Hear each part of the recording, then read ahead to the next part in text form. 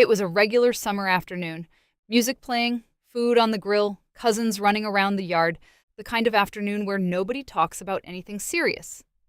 And then my Uncle Raymond pulled me aside. He did not look upset. He did not look bitter. He just looked honest in the way that people only get after they have lived long enough to stop softening things.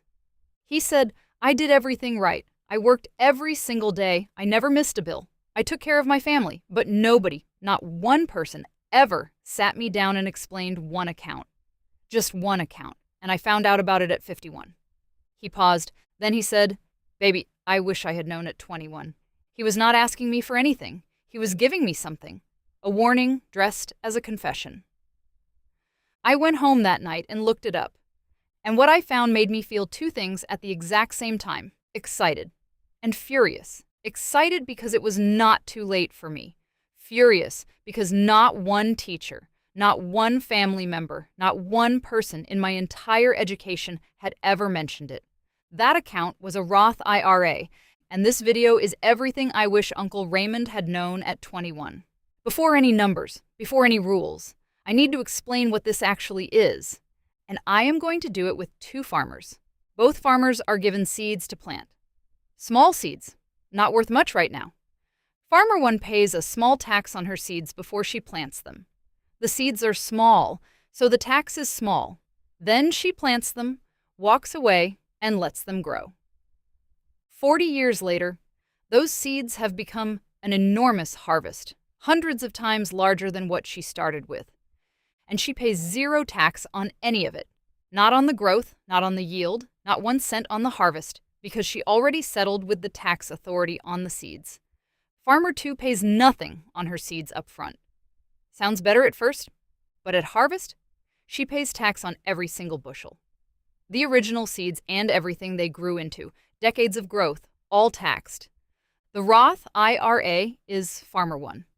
You invest money you have already paid income tax on, what is called after-tax dollars.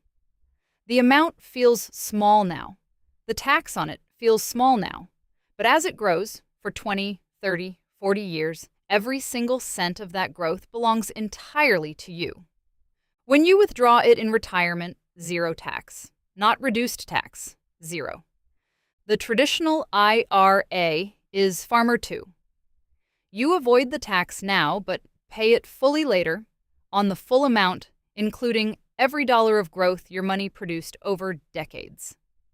For most people watching this, in their 20s, 30s, early 40s, the Roth wins almost every time, because the tax you pay now on small contributions is far smaller than the tax you would pay later on decades of compounded growth. Uncle Raymond had a traditional IRA. He paid tax on every cent he pulled out. He spent 30 years not knowing there was a better option. Now, let me introduce you to Maya. Maya is 26 years old. She is a graphic designer in Houston earning $46,000 a year. She has heard the term Roth IRA exactly once and immediately felt like it was not for her. She had 5 questions, and they are probably the same 5 you have right now. Question 1. How much can I put in? In 2025, the annual contribution limit is $7,000 if you are under 50. That is $583 per month at the maximum. You do not need to invest the full amount. Maya started with $100 per month. That is enough to begin. Question 2. Who can contribute? Anyone with earned income below $161,000 as a single filer or $240,000 as a married couple filing jointly in 2025. If you earn a salary or freelance income, you almost certainly qualify. Most people watching this video qualify right now. Question 3. Where does the money actually go? This is the most important thing to understand. The Roth IRA is not an investment. It is a container, a tax-advantaged container that holds your investments. Inside that container, you choose what to invest in: index funds, ETFs, stocks. For most beginners, a simple total market index fund is the starting point. Low cost, broadly diversified, historically strong returns. Question 4. When can I access the money? The contributions, the actual money you put in, can be withdrawn anytime, penalty-free. You are never locked out of your own money. The growth, the earnings on top of your contributions, is best left until age 59 and a half to avoid a 10% early withdrawal penalty and taxes on the gains. Question 5. What if I already have a 401k? You can have both. They serve different purposes. The general order is contribute to your 401k up to the full employer match first. That is essentially free money you cannot afford to leave behind. Then open and fund your Roth IRA. Then return to your 401k if you have more to invest. Maya wrote these answers in a notebook, not because she had to, because for the first time in her life, a financial concept felt like it belonged to her. Now, I want to show you something that will be uncomfortable to see. Maya, at 26, investing $200 per month into her Roth IRA at an average 8% annual return.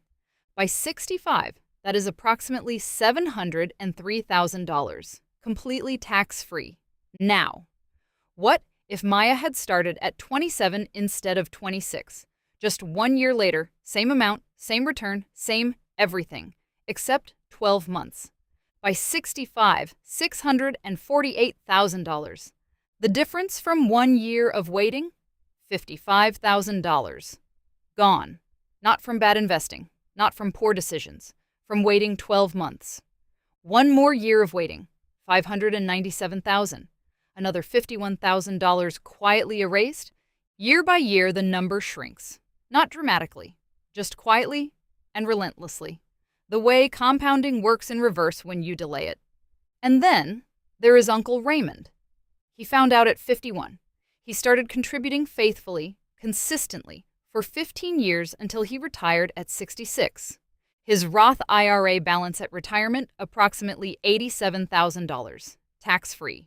Not nothing, but a fraction of what it would have been.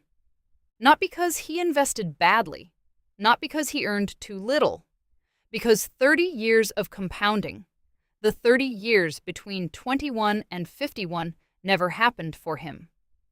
That is what he was trying to tell me at the barbecue. Not with bitterness, with a clarity that only comes from watching time pass without the right tools in your hands. How to open yours today. This part is simple, 5 steps. No jargon, no excuses after this. Step 1. Choose a provider. Fidelity, Vanguard, or Charles Schwab. All 3 have no minimum to open, no account fees, and access to simple index funds. Pick one. Do not spend 3 weeks researching which is technically superior.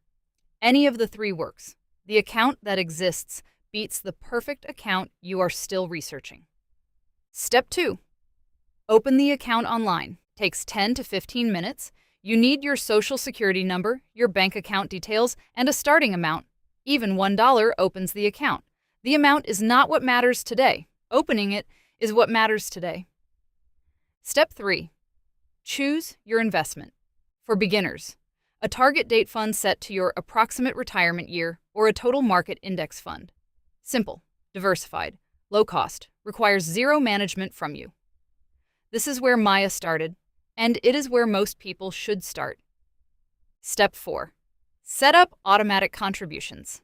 Even $50 per month, even $25, automate it so the transfer happens without a decision.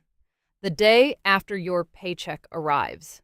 Before you see the money, before you can spend it, treat it like a bill you pay to your future self. Step 5. Leave it alone. This is the hardest step and the most important. Do not check it every day. Do not panic when the market drops, and it will drop multiple times. Compounding requires time and stillness. Your only job after opening is to keep contributing and leave it alone. So I went back to Uncle Raymond the following Sunday.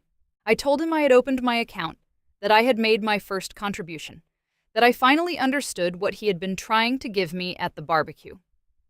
He smiled, not with pride, with relief. The relief of someone who passed something on before it was too late. He said, "Good. Now, you know something I did not know until it was almost too late to matter. And that is exactly what I want to leave you with today. You now know something Uncle Raymond did not know at your age. Something most people will not know until they are sitting at their own barbecue in their 60s, pulling a younger relative aside, hoping the warning lands. The Roth IRA is not complicated. It is not only for wealthy people. It is not something you sort out later when life settles down. It is a container for your future. And every day it sits empty is a day of compounding you will never get back.